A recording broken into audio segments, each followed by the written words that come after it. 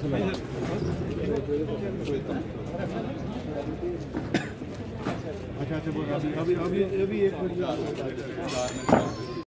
और आप सोचें कि हमें तो ये मतलब कनेक्ट करता नहीं है, हमें कोई फ़ायदा नहीं इसका, लेकिन अल्टीमेटली वन वे और दी अदर आप भी अफेक्ट उससे होते हैं। तो इसलिए आपको जागरूक होना है और अगर ऐसा कंप्लेंट करनी है, कैसे कंप्लेंट करनी है, किन किन नंबर्स पे कंप्लेंट करनी है और किन जो शख्स हैं किन के खिलाफ आपने कंप्लेंट करनी है, कैसे करनी है, वो सब आपको विस्तार में डीएसपी साहब बताएंगे।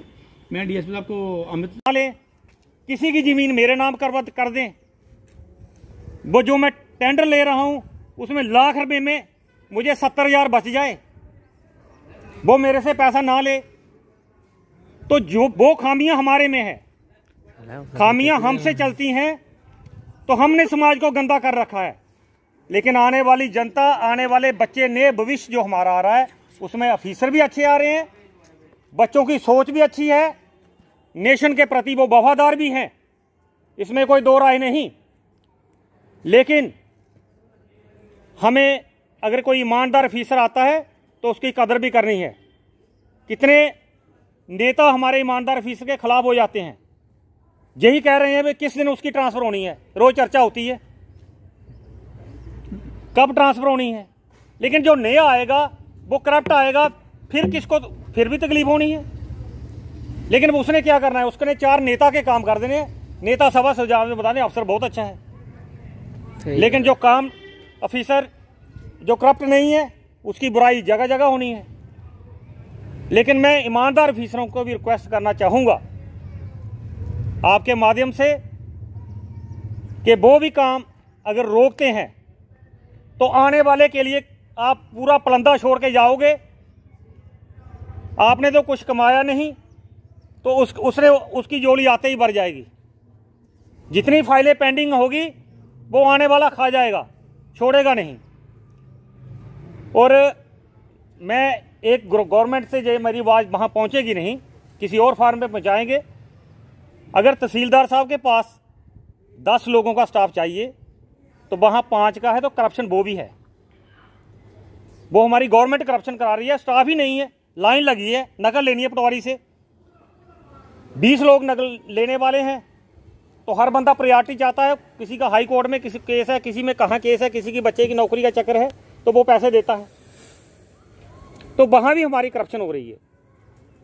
बाकी मैं डीएसपी साहब हमारे साथी बैठे हैं, किसी फोरम में आप भी बिजनेस की भी कहीं मॉनिटरिंग होती होगी, कहीं आपकी भी प्लानिंग होती होगी, तो मैं कुछ मानूंगा कुछ खामियां बिजनेस में भी हैं सर। वो खामियां ये हैं कि जिस दिन एप्लीकेशन जाती है ठीक बोला जाता है कि नाम गुप्त रखा जाएगा, लेकिन गुप्त रहता नहीं, वो लीक हुए हैं। और जहां जो करप्ट आदमी है वो माफिया से जुड़ा है, वो उसके पास 4 बदमाश भी हैं, कई लोगों को नुकसान पहुंचा है। ये चीज़ है, उसमें करप्शन को बिल्कुल बर्दाश्त नहीं किया जाएगा। लेकिन इसको जो है, इसको कामयाब करने के लिए आप सबका जो है, सिटीजन्स का बहुत अहम रोल है इसमें, क्योंकि करप्शन जहां प्रचलित होती है, जहां प्रेवलेंट होती है, वहां जो प्रगति है देश की वो रुक जाती है। ये हिंड्रेंस है एक प्रोग्रेस में।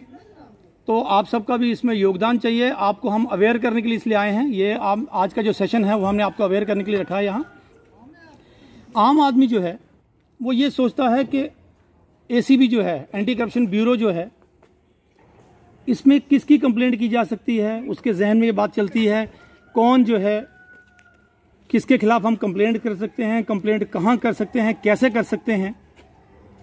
ये इस तरह के सवाल हर आदमी के दिमाग में होते हैं। इन अदर वर्ड्स जो है, that is also contribution towards the corruption. तो हमें अपना रोल निभाना है। वो किस तरह से कंप्लेंट कर सकते हैं, किस आदमी के खिलाफ कंप्लेंट कर सकते हैं, कौन कौन जो है वो हमारे एम्बिट में आता है, उसके लिए थोड़ा डिटेल डिस्कशन होगा।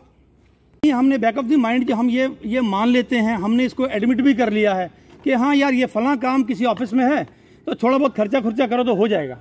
ये आप माने या ना माने, लेकिन ये हमने एडमिट किया हुआ है इसको। हमने किसी पब्लिक ऑफिस में कोई पब्लिक डॉक्यूमेंट बनवाना है तो हम पहले ही सोचते हैं, हमारे माइंड में होता है यार छोटा मोटा खर्चा करके निकल जाएगा तो चलो दिन बच जाएगा। लेकिन गवर्नमेंट की पॉलिसीज़ को आप देखें, गवर्नमेंट ने कितने single window system, transparent system बनाए हुए हैं सो दैट कि इस तरह की करप्शन जो ना हो।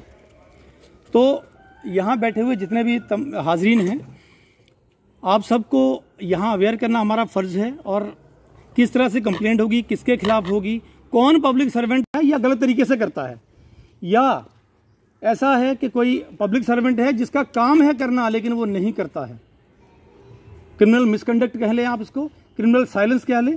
तो ये सब जो है ये पब्लिक ड्यूटी जो करता है, जो निभाता है, या पब्लिक सर्वेंट इस तरह का काम करता है, वो एंटी करप्शन ब्यूरो के एक्ट में आता है, हमारे एमबीटी में वो सवालों का जवाब जो है वो आपको विस्तार में देंगे, डिटेल्स में देंगे। हमारे साथ हमारे सीनियर्स जो हैं वो डीवाईएसपी मुश्ताक शेख साहब यहाँ आए हुए हैं, तो वो आपको बताएंगे साथ में किन एक्ट्स के तहत उनको बुक किया जा सकता है, क्या क्या उसमें पनिशमेंट्स हैं, वो आपको डिटेल में डिस्कस करेंगे।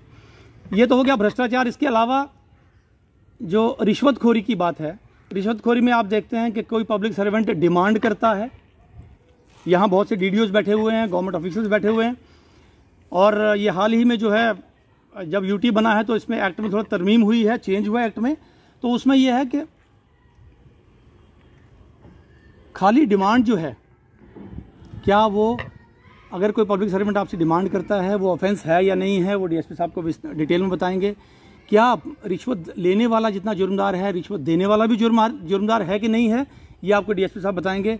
और हल्की सी जो अवेयरनेस प्रोग्राम है, ये एक विजिलेंस अवेयरनेस वीक के तौर पर मनाया जाता है, पूरी स्टेट में मनाया जा रहा है, पूरी यूटी ऑफ जे&के में मनाया जा रहा है। इसका पर्पज़ ही यही है कि आम जनता को और गवर्नमेंट के ऑफिसर्स जो इसमें at the helm of affairs हैं, उन सब को ये जानकारी दी जाए कि एंटी करप्शन ब्यूरो का क्या कंसेप्ट है, किस तरीके से काम करता है, और करप्शन को किस तरीके से रोका जा सकता है, ताकि हम सोसाइटी को एक करप्शन फ्री सोसाइटी दें। हमारा जो हार्ड अर्नड मनी है, जो टैक्सेशन की सूरत में गवर्नमेंट के पास जाता है और रिटर्न होकर हमारे पास ही डेवलपमेंट के लिए काम आता है, जिसका ड्रेनेज होता है उसका ख़त्म किया जाए, और ताकि पब्लिक में डेवलपमेंट हो, पब्लिक में अवेयरनेस हो इस चीज़ की, तो डेवलपमेंट का काम आसानी से हो सकता है। ये सारा प्रोग्राम जो है हमारे director Shri Anand Jain IPS, director ACB और SSP दिलीप कुमार सर जो ACB JSK को रिप्रेजेंट करते हैं, उनकी डायनेमिक लीडरशिप में ये तमाम प्रोग्राम जो है पूरे डिस्ट्रिक्ट जम्मू सामा कठुआ में ऑर्गेनाइज किया जा रहा है। सर एक क्वेश्चन करूंगा मैं, एक पटवारी के पास अगर कोई बंदा जाता है तो उसका काम पेंडिंग कर दिया जाता है, उसको बोल दिया जाता है कि 1 महीने के बाद आना, इतने दिन के बाद आना, ऐसा करते हैं। लोगों का ये क्लियर कट कंसेप्ट रहना चाहिए जहन में। देखिए, पहले अवेयरनेस का मतलब ये है उनको जागरूक करना। जब एक नकल लेने जा रहे हैं आप, उसका एक RTI के तरह एक टाइम लिमिटेशन है। चलो, टाइम लिमिटेशन के बाद भी अगर आपको नहीं देता है, डिले करना मीन्स उसकी इंटेंशन जो है आपसे ब्राइब मनी मांगता है। डिले करने का मतलब ही वो उसको ब्राइब चाहिए। तो उस चीज़ को देखने के लिए हमें आपको बताया था, ट्रैप का एक प्रोसीडिंग है, वो बगैर डर है, बगैर खौफ के सामने आ जाए। जब एक आदमी, एक पटवारी एक नकल देते पकड़ा जाए, समझो आपके पूरे सब डिवीज़न में, पूरे डिस्ट्रिक्ट में, पूरी स्टेट में एक आवाज़ चली जाती है कि इसका क्या रिज़ल्ट होता है। सर आगे भी इस तरीके के आपके जो कैंपेस हैं वो जारी रहेंगे, और जो आपने व्हाट्सअप नंबर और हेल्पलाइन नंबर जो जारी किए हैं उसके बारे में? ये फ़िलहाल तो इसी एक हफ्ते का अवेयरनेस प्रोग्राम है।